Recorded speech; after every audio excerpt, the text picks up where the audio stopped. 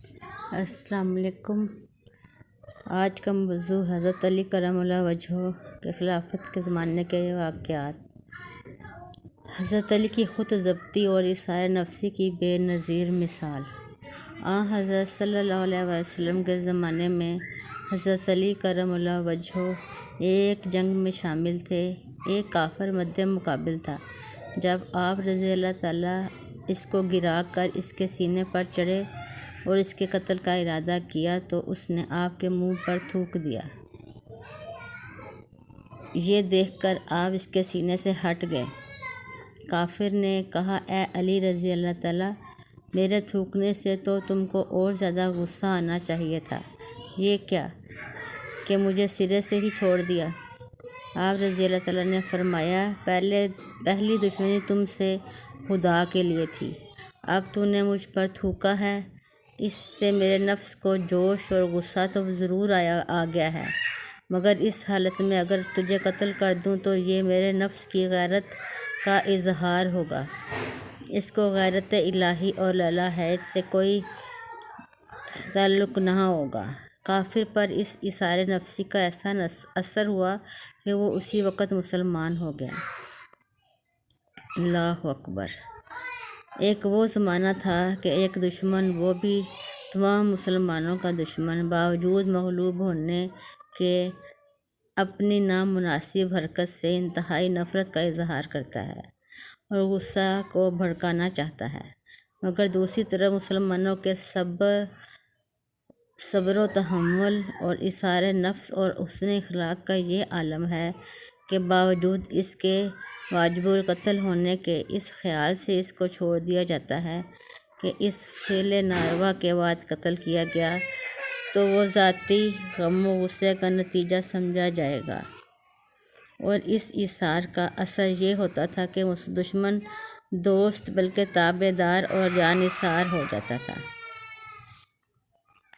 حضرت علی کی اپنے قاتل سے ہمدردی۔ 40ویں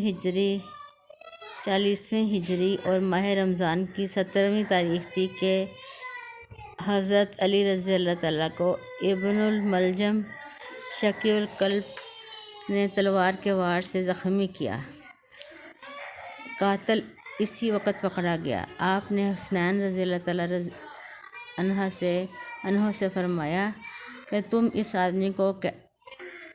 اس آدمی کو قید تو کر لیا ہے، لیکن اس کا قتل اس وقت تک ملتوی رکھنا جب تک کہ میں مر نہ جاؤں۔ حضرت امیر المومنین رضی اللہ تعالیٰ عنہ نے فرمایا، اگر میں مر جاؤں تو اس کو قتل کر دینا، اگر میں زندہ رہوں تو صرف زخم کا بدلہ لیا جائے گا۔ جان کا بدلہ جان ہے، اگر میں مر گیا تو اس کو مار ڈالنا، اگر میں زندہ رہا تو اس کی نسبت میں خود فیصلہ کروں گا۔ اے بنی مطلب، میں مسلمانوں کا خون نہیں کرانا چاہتا، خبردار بجز میرے قاتل کے اور کسی کو نہ مارنا۔ اے حسن رضی اللہ تعالیٰ، آگاہ رہو کہ میرے قاتل کو ٹکڑے ٹکڑے نہ کرنا۔ رسول کریم صلی اللہ علیہ وآلہ وسلم نے فرمایا ہے کہ ٹکڑے ٹکڑے کرنے سے بچو، اگرچہ وہ کٹ کھنا کتا ہی کیوں نہ ہو۔ اگر میں زندہ رہا تو مجھے اس کے بخشنے اور بدلہ لینے کا اختیار ہے، اور اگر میں مر گیا تو اس کو ایک ہی ضرب سے مار ڈالنا، ٹکڑے ٹکڑے نہ کرنا۔ اللہ اللہ، کیا حلم تھا قاتل سے، جس نے زہر میں بجھی ہوئی تلوار کا وار کیا ہو۔ اس قسم کی ہمدردی بھی کبھی سنی ہے؟ آج یہ نوبت ہے کہ کسی سے ذرا سا اختلاف رائے بھی ہو جائے تو رفتہ رفتہ وہ اختلاف عداوت و دشمنی تک جا پہنچتا ہے، اور اگر بس میں ہو تو اس کی جان لینے سے بھی دریغ نہیں کیا جاتا۔ یہی وجہ ہے کہ بیگانے تو بیگانے ہی ہیں، اپنے بھی بیگانے ہو رہے ہیں۔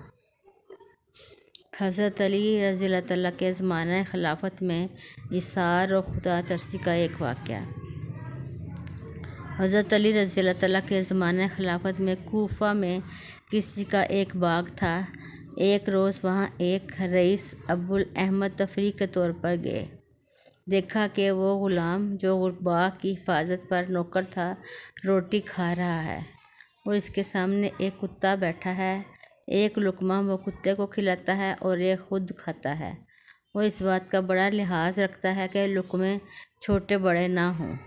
جب وہ کھانے سے فارغ ہوا تو ابو احمد اس کے نزدیک گئے اور اس غلام سے پوچھا کہ کیا تم نے اس کتے کو پال رکھا ہے؟ اس نے کہا نہیں، یہ اجنبی کتا ہے۔ بھوک کے مارے میرے سامنے بیٹھ کر ہانپنے لگا۔ میں کھانا کھا رہا تھا۔ میں نے مروت کے خلاف سمجھا کہ خدا کی ایک مخلوق میرے سامنے بیٹھی رہے اور میں شکم سیر ہو کر کھاؤں، اس لیے اس کو بھی کھلا دیا۔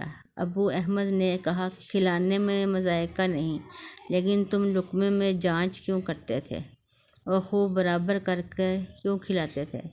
اس نے کہا میں نے نیت کر لی تھی کہ اپنی روٹی میں سے آدھی خود کھاؤں گا اور آدھی کتے کو کھلاؤں گا، اس لیے میں بہت خیال رکھتا تھا کہ لقمے چھوٹے بڑے نہ ہو جائیں جو میری نیت کے خلاف پڑیں اور اللہ تعالیٰ مجھے پکڑ لے۔